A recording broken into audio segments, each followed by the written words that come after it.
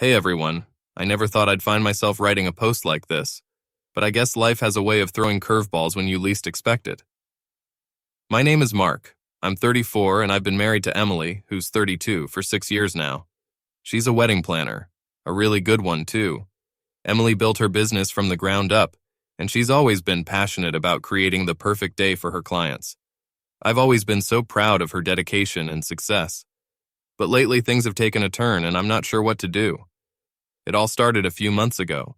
Emily has always been busy with work, but she started spending even more time away from home. She'd often come back late, saying she had meetings with clients or needed to check on venues. Her phone was constantly buzzing with messages, and she'd always make sure to keep it close, never letting it out of her sight.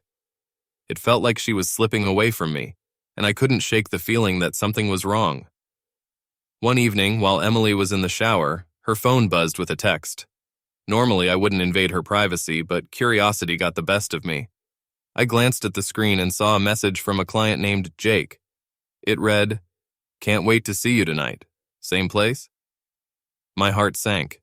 I didn't recognize the name, and the message didn't sound like a typical client query. I decided to dig a little deeper. Over the next few days, I kept an eye on her phone whenever I could. There were more messages from Jake, each one more intimate than the last. It was clear that they had a relationship that went beyond professional boundaries. I knew I needed more evidence before confronting her. I started following her discreetly when she left for these so-called meetings. One night, she told me she had to check on a venue for an upcoming wedding. I tailed her car to a fancy restaurant instead. She met up with a man who was definitely not a bride or groom. They laughed, touched, and shared a bottle of wine. My stomach churned as I watched them. I did some research on this Jake guy. Turns out he's a famous actor who's been in the news lately for planning a secret wedding. The plot thickened when I realized that Emily wasn't just having an affair with any random guy. She was involved with someone who could ruin both our lives if the truth came out. The next day, while Emily was at work, I decided to go through her work laptop. She always left it at home because she preferred working from her office. I found a folder labeled Jake, which contained emails, photos, and even love notes they'd exchanged. One email detailed their plans to meet up at a secluded cabin that weekend. My worst fears were confirmed. This wasn't just a fling, it was a full-blown affair. I felt like my world was crumbling around me. I loved Emily, but the betrayal was too much to handle. I wanted to confront her, to scream and yell and demand answers. But I knew I needed to be smart about this. Jake was a public figure, and if I handled this poorly, it could blow up in our faces. I decided to gather as much evidence as I could. I took screenshots of the emails and photos, saved copies of the love notes, and even set up a camera in our living room to catch any conversations Emily might have about Jake. I felt like a spy in my own home, but I had to know the truth. Days turned into weeks, and the evidence piled up. Emily continued to lie about her whereabouts, and Jake became more and more brazen in his messages. I could see the excitement in her eyes whenever she got a text from him, and it broke my heart a little more each time. I started to notice things I hadn't before. Emily would come home with a different kind of energy after meeting Jake, an energy that was absent when she was with me. She'd hum to herself while making dinner, her face would light up when she looked at her phone, and she started dressing up more often, even for mundane errands. It was like she was living a double life, one where I didn't belong. One night I couldn't take it anymore. I followed her to one of her meetings again, but this time I decided to confront her. I drove to the restaurant where she and Jake were dining and watched them through the window for a while. They looked so comfortable, so happy together. It made me sick. I took a deep breath and walked in. They didn't see me at first, too engrossed in each other. When I reached their table, Emily's eyes widened in shock. Jake looked up, clearly confused. I kept my voice steady, though it took everything in me to stay calm. "Emily, can we talk?" I asked, ignoring Jake. Emily stammered, "Mark, what are you doing here?" "We need to talk," I repeated more firmly this time. Jake stood up, trying to play the protective role. "Is there a problem here?" "This is between me and my wife," I said, glaring at him. Emily looked around nervously. "Mark, please, not here." "Then where, Emily? When?" I could feel my composure slipping. "When were you going to tell me about him?" People were starting to stare. Emily grabbed her purse and muttered an apology to Jake before leading me outside. We stood in the parking lot, the cold night air biting at my skin. "Why, Emily?" I asked, my voice breaking. "Why him?" She looked down, unable to meet my eyes. It just happened, Mark. I didn't mean for it to go this far. But it did, I said. And now what? What do we do now? She finally looked up, tears streaming down her face. I don't know. I'm so sorry, Mark. Sorry doesn't fix this, I said, shaking my head.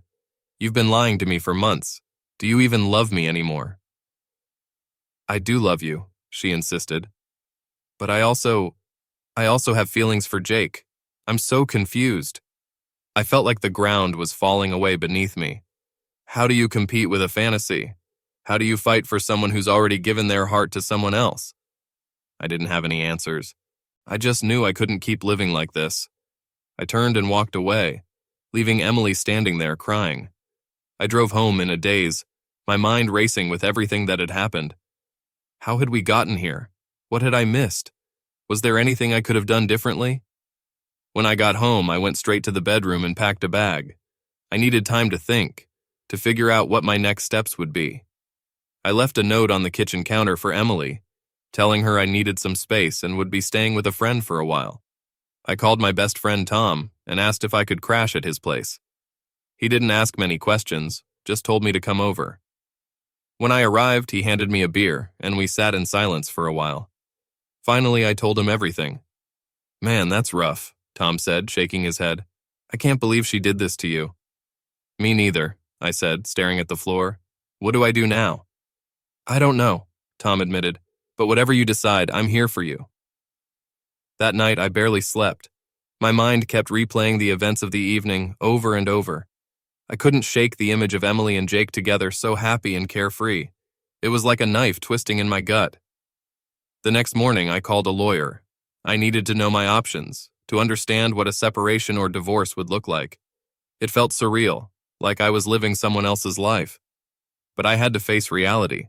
Emily had betrayed me, and there was no going back. As I sat in the lawyer's office discussing the logistics of ending my marriage, I felt a mix of sadness and anger. How could she throw everything away for a fling with a guy she barely knew? How could she do this to us?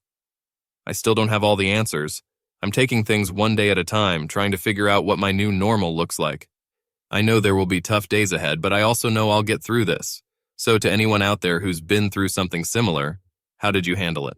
What advice do you have for someone in my shoes? I could really use some guidance right now. Thanks for listening. Part 2. I'm back with an update. Thanks to everyone who commented on my last post. Your advice and support meant a lot to me. A lot has happened since then, and I could really use some more guidance. After spending a few nights at Tom's place, I decided it was time to face Emily again. I couldn't avoid her forever, and we needed to have a real conversation about what happened and where we go from here. I texted her to let her know I was coming over and that we needed to talk. She agreed, though her response was brief. When I arrived at our house, it felt strange. It was still our home, but it didn't feel like mine anymore. Emily was waiting for me in the living room, looking as tired and worn out as I felt. There was an awkward silence as I sat down across from her. Mark, I'm so sorry for everything, she began, her voice trembling. I know I hurt you, and I don't know how to make it right. I took a deep breath, trying to keep my emotions in check. I just need to understand why, Emily. What did I do wrong? It's not about you, she said, tears streaming down her face. I was the one who messed up. I got caught up in the excitement, the attention. Jake made me feel special in a way I hadn't felt in a long time. I felt a pang of anger. And I didn't make you feel special? What about everything we've built together? It's not that, she replied, shaking her head. You're a great husband, Mark. But somewhere along the way I lost sight of that. I let myself get swept up in something that was never real. Her words hurt, but they also gave me some clarity. So what now? Do you want to be with Jake, or do you want to try and fix this? Emily hesitated, and that hesitation told me everything I needed to know. I don't know if we can fix this, Mark. I don't know if I deserve for you to give me another chance. I stood up, feeling a mixture of relief and sorrow. I need some time to think. We both do. I'll stay at Tom's for a while longer. As I turned to leave, Emily called out, I'm so sorry, Mark. I hope one day you can forgive me. I nodded, but didn't say anything. Forgiveness seemed like a distant possibility at that moment. Over the next few days, I threw myself into work, trying to keep my mind off everything. but it was impossible to escape the thoughts of Emily and Jake. Everywhere I went, I was reminded of them. I even saw their affair mentioned in some gossip columns, which only made things worse. It seemed like the whole world knew about my humiliation. One night, while I was at Tom's, I got a call from an unknown number. I hesitated before answering, but curiosity got the better of me. "Hello?" "Mark, it's Jake," came the voice on the other end. My heart started pounding. "Can we talk?" "What do you want, Jake?" I said, trying to keep my voice steady. "I need to explain things to you," he replied. "I never meant for any of this to happen. I care about Emily, but I never wanted to hurt you." I clenched my jaw. "You've got a funny way of showing it. You knew she was married, Jake. You knew what you were doing." "I know, and I'm sorry," he said, sounding genuinely remorseful. "But I think you should know that Emily ended things with me. She wants to try and make things right with you." His words hit me like a punch to the gut. Emily ended things with him? It was a glimmer of hope, but I wasn't sure if it was enough. "Why are you telling me this?" "Because I care about her," Jake said, "and I think she deserves a chance to fix her mistakes. I know you might hate me, but I hope you'll at least consider giving her another chance." I hung up without saying another word. I couldn't deal with this right now. The next day, I met with the lawyer again to discuss my options. I needed to know what a separation or divorce would look like, financially and emotionally. It was a sobering conversation. We talked about splitting assets, the possibility of alimony, and the painful reality of starting over. As I left the lawyer's office, I felt a weight lift off my shoulders.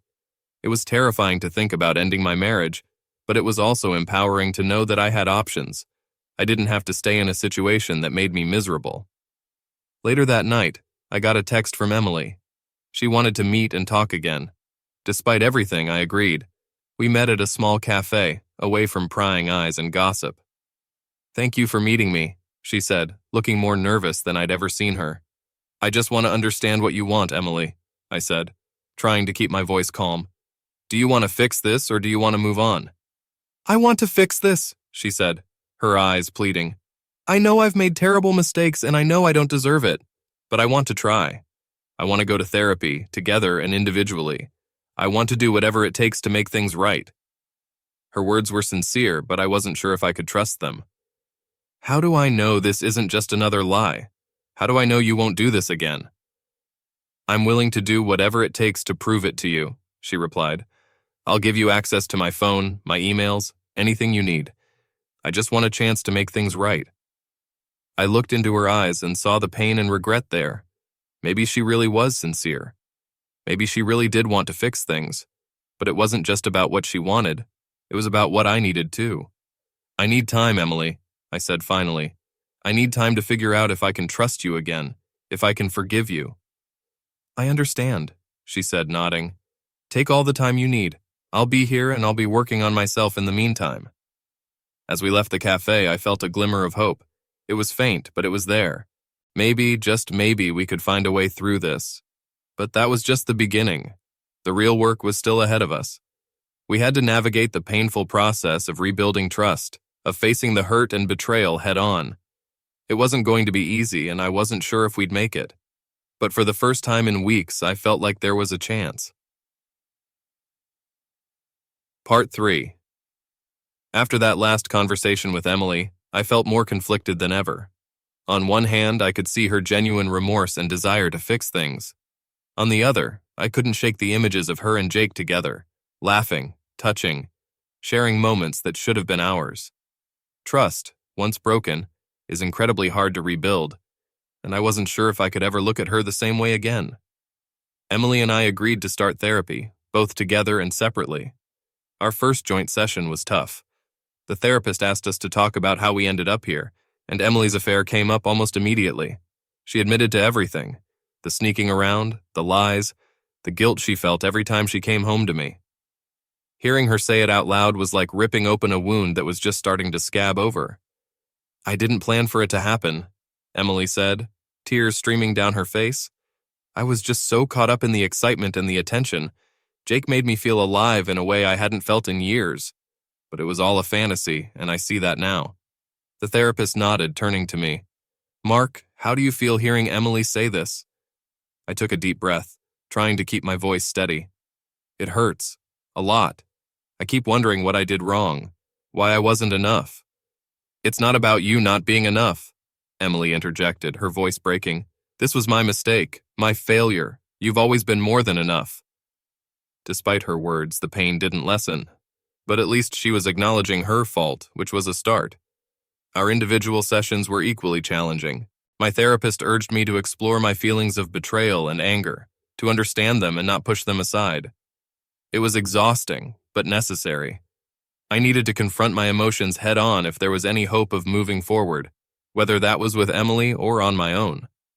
One night after a particularly grueling therapy session, I decided to take a walk to clear my head. I found myself wandering the streets, lost in thought, until I ended up at a park near our house. I sat on a bench, the cool night air calming my racing mind. Out of nowhere, my phone buzzed. It was a message from Jake.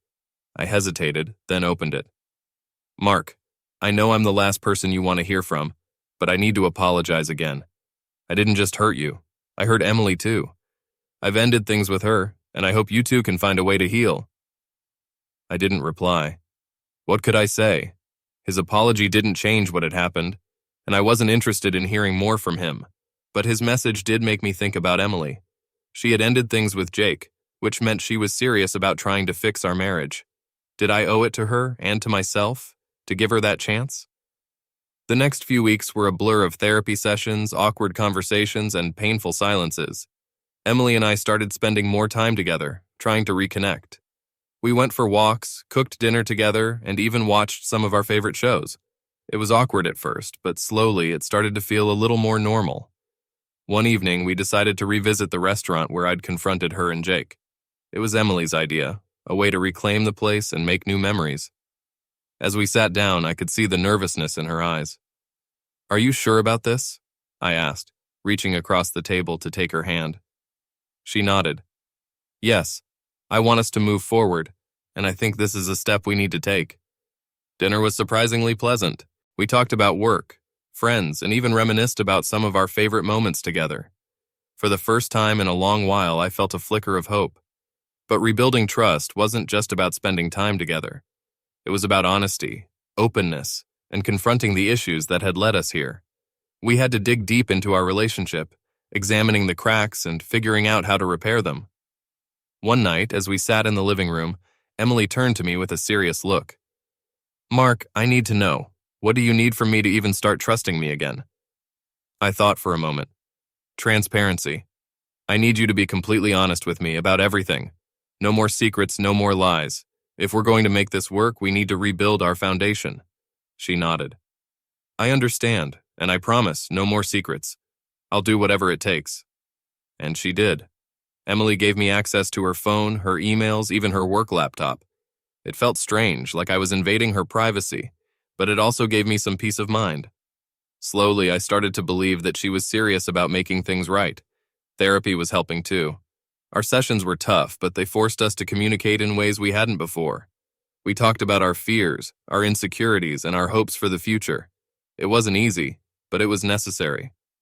Despite the progress we were making, I still had my doubts. There were nights when I lay awake, wondering if I was making the right choice. Could I ever truly forgive her? Would I always be haunted by the images of her and Jake? One particularly bad night, I found myself scrolling through old photos on my phone. There were so many happy memories, vacations, holidays, just everyday moments that now felt tainted by her betrayal. I was so lost in thought that I didn't hear Emily come into the room. Mark, she said softly, sitting down beside me. What are you thinking about? I showed her the photos. I'm trying to remember the good times, but it's hard. Everything feels different now.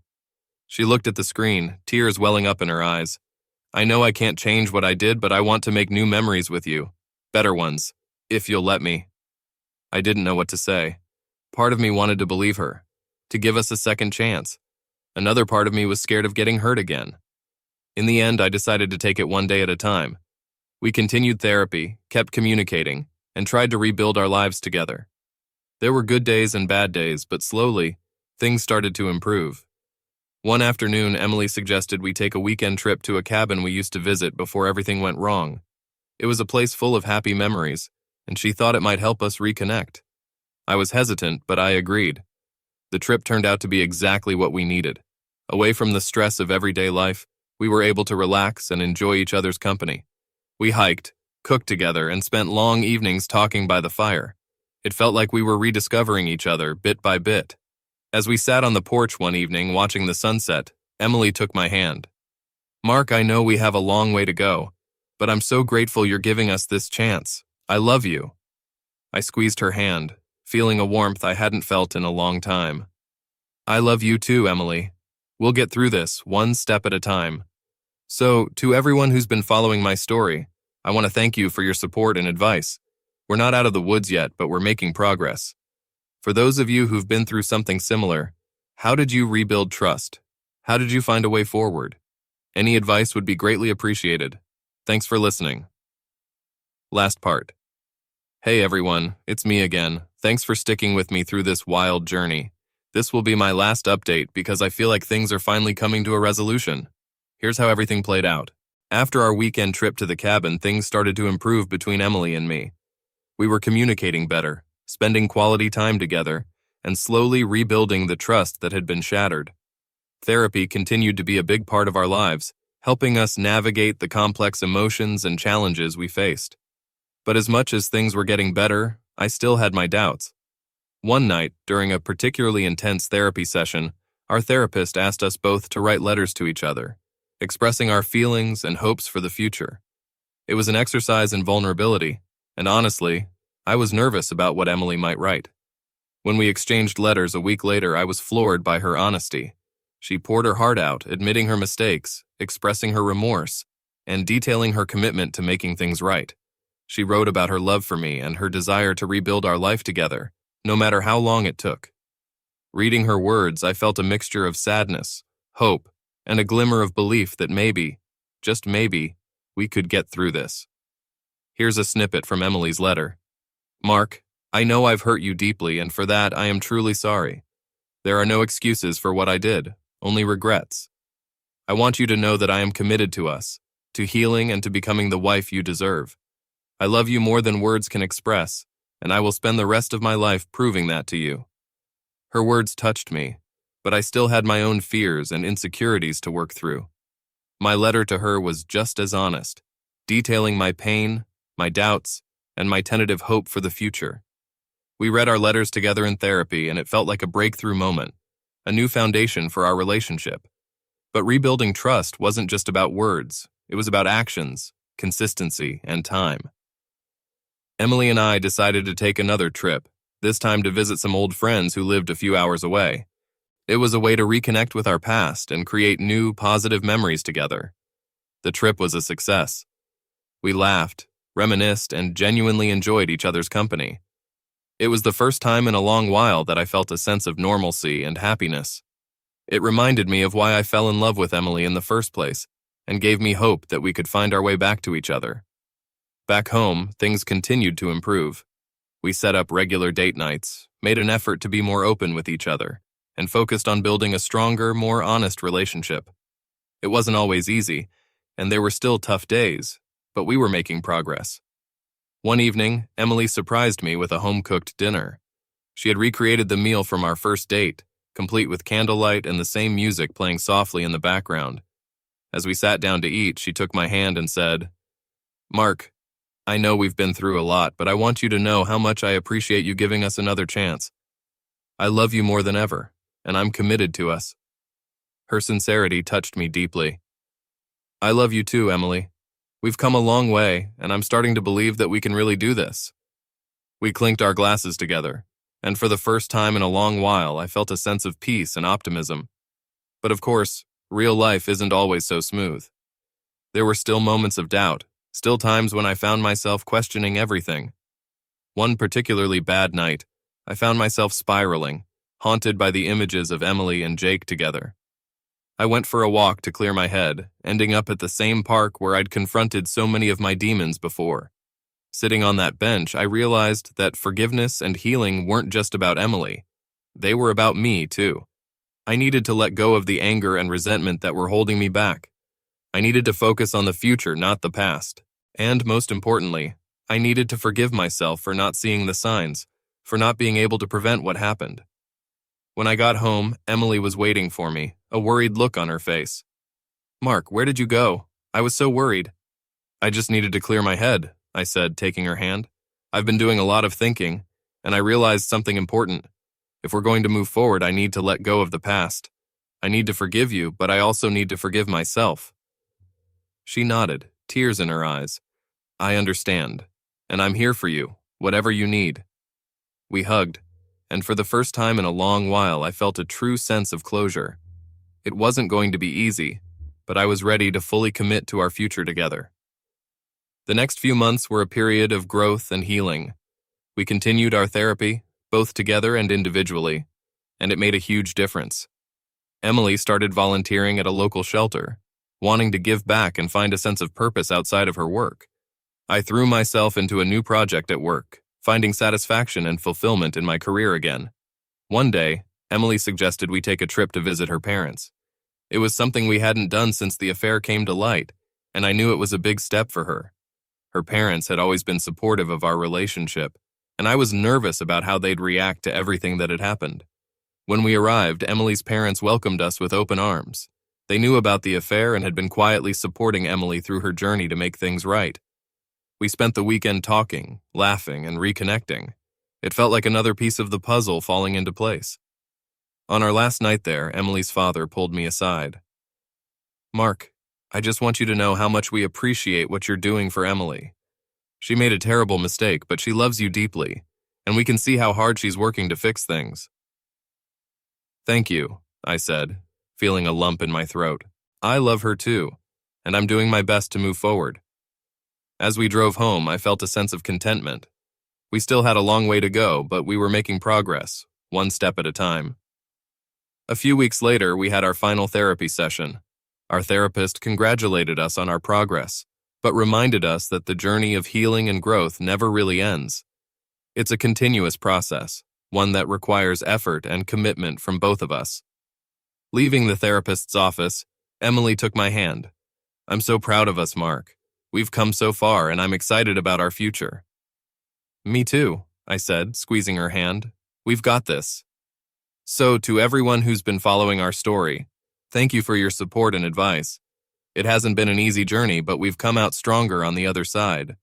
For those of you going through similar situations, know that healing is possible, but it takes time, effort, and a lot of love. Keep pushing forward and don't be afraid to seek help when you need it. Thanks for listening, everyone. Here's to new beginnings and a brighter future.